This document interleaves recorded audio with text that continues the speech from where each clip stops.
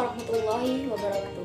Perkenalkan, nama saya Faras Jawahirun Nuriyah, NIM 2011-0401-002 dari Program Studi Ilmu Al-Quran dan Tafsir. Pada kesempatan kali ini, saya akan membahas tentang sejarah psikologi. Psikologi berasal dari bahasa Yunani, yaitu psi dan logos, yang dalam makna harfiah dapat dimaknai dengan ilmu jiwa atau ilmu kejiwaan. Sebagaimana seperti ilmu-ilmu yang lainnya, psikologi telah mengalami berbagai perkembangan sejak dahulu sampai sekarang. Adapun perkembangan psikologi dibagi menjadi 3 masa. Yang pertama, psikologi masih menjadi bagian dari filsafat sampai abad ke-18, yang dimana masa ini disebut dengan masa Yunani kuno.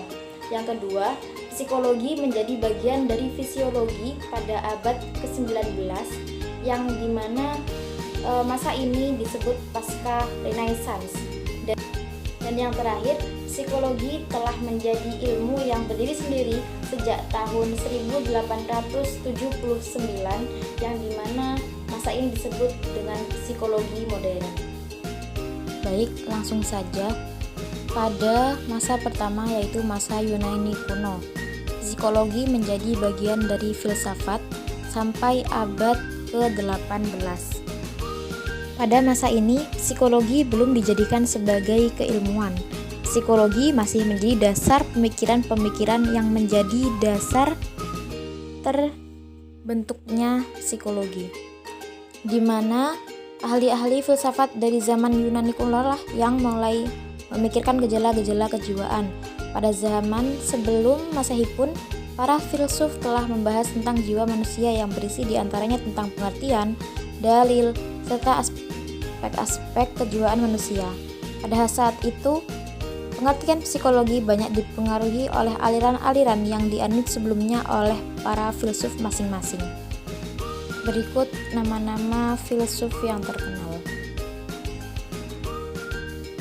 Selanjutnya yaitu masa Renaissance, yaitu psikologi menjadi bagian dari fisiologi pada abad ke-18. Di Prancis, René Descartes yang terkenal dengan teori tentang kesadaran, sementara di Inggris Locke, George, James, dan anaknya yang semuanya itu dikenal sebagai tokoh-tokoh aliran asosianisme dalam perkembangan sejarah psikologi selanjutnya. Peran sejumlah sarjana ilmu faal yang juga menaruh minat terhadap gejala-gejala kejiwaan tidak dapat diabaikan. Nama seorang sarjana Rusia, I.P. Pavlov, tampaknya perlu dicatat secara khusus karena dari teori-teorinya tentang refleks kemudian berkembang aliran behaviorisme, yaitu aliran dalam psikologi yang hanya mau mengakui tingkah laku yang nyata sebagai objek studinya dan menolak anggapan sarjana lain yang mempelajari juga tingkah laku yang tidak tampak dari luar. Selain itu, peranan seorang dokter berdarah campuran Inggris Skotlandia bernama William perlu pula dikemukakan. Ia juga telah memberi inspirasi kepada aliran behaviorisme di Amerika dengan teori-teorinya yang dikenal dengan nama purposive psychology. Yang terakhir, psikologi modern, di mana psikologi pada masa ini telah menjadi ilmu yang berdiri sendiri sejak tahun 1879. William Wood mendirikan laboratorium psikologi pertama di Leipzig yang menandai titik awal psikologi sebagai suatu ilmu yang berdiri sendiri. Wood percaya bahwa jiwa terdiri dari elemen-elemen dan ada mekanisme terpenting dalam jiwa yang menghubungkan elemen-elemen kejiwaan satu sama lainnya sehingga membentuk struktur kejiwaan yang utuh dan disebut asosiasi. Oleh karena itu, Wundt juga dianggap sebagai tokoh asosianisme. Edward Bradford mencoba menyebarluaskan ajaran-ajaran Wundt ke Amerika. Pada saat ini, muncullah beberapa aliran-aliran yang bertentangan dengan pendapat Wundt. Di antaranya yaitu aliran fungsionalis yang menurut mereka teori Wundt yang dianggap terlalu abstrak dan kurang dapat diterapkan secara langsung dalam kenyataan. Lalu aliran Gestalt yang menolak ajaran elementisme Wundt dan berpendapat bahwa gejala kejiwaan haruslah dilihat sebagai suatu keseluruhan yang utuh, yang tidak terpecah dalam bagian-bagian.